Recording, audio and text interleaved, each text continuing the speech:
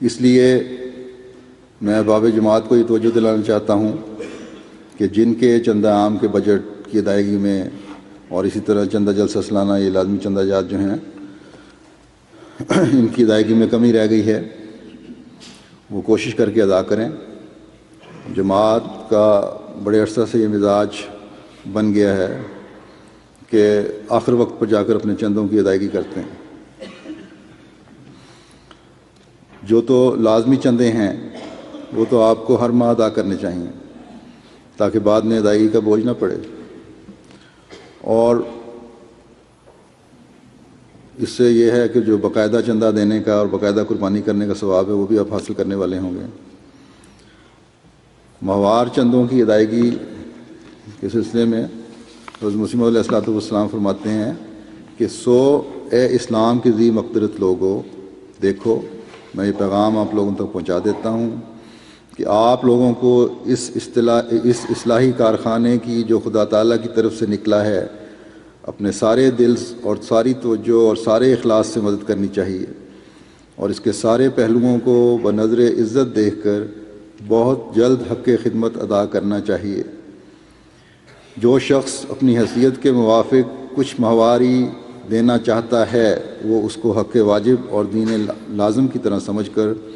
خود بخود ماہوار اپنی فکر سے ادا کرے، اور اس فریضے کو خالصتاً للہ نظر مقرر کر کے اس کے ادا میں تخلف یا سہل لنگاری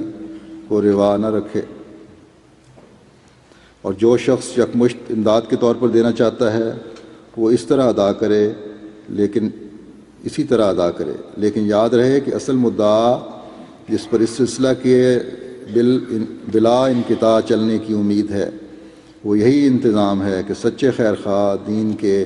اپنی بذات اور اپنی بساط کے لحاظ سے ایسی سہل رقمیں ماہواری کے طور پر ادا کرنا اپنے نفس پر ایک حتمی وعدہ ٹھہرا لیں، جن کو بشرطِ نہ پیش آنے کسی اتفاقی معنی کے بآسانی ادا کر سکیں۔ یعنی سوائے اس کے کوئی مجبوری ہو جائے،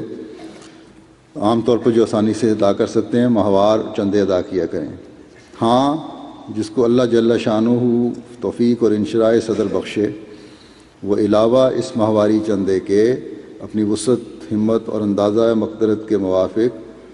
یکمشت کے طور پر بھی مدد کر سکتا ہے۔ اور تم اے میرے عزیزو، میرے پیارو، میرے درخت وجود کی سرسب شاخو، جو خدا تعالیٰ کی رحمت سے جو تم پر ہے میرے سلسلہ بیعت میں داخل ہو، اور اپنی زندگی، اپنا آرام، اپنا مال اس راہ میں فدا کر رہے ہو، اگرچہ میں جانتا ہوں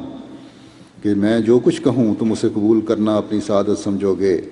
اور جہاں تک تمہاری طاقت ہے دریغ نہیں کرو گے، لیکن میں اس خدمت کے لیے معین طور پر اپنی زبان سے تم پر کچھ فرض نہیں کر سکتا،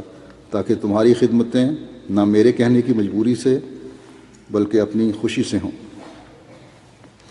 بس ہر احمدی کی یہ کوشش ہونی چاہیے